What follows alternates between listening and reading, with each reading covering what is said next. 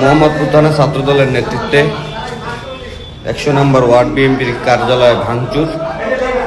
দেখেন, জিয়াউর রহমানের ছবিটাও তাদের হাত থেকে রক্ষা পায় নাই। বেগম খালেদা জিয়ার ছবিটাও তাদের হাত থেকে রক্ষা পায় না।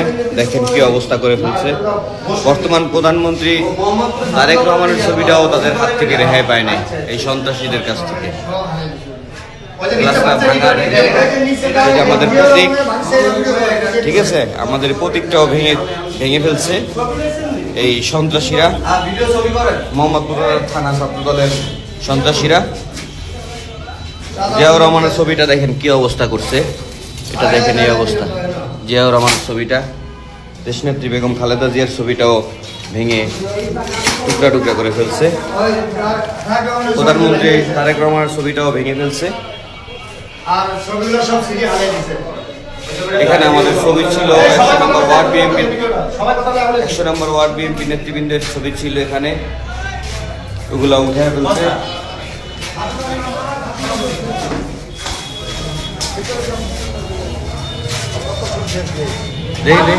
দেই নাই, এই যে ১০০ নম্বর ওয়ার্ড নেতৃবৃন্দের ছবি ছিল, ওগুলো সব বাইরে ফেলা দিচ্ছে।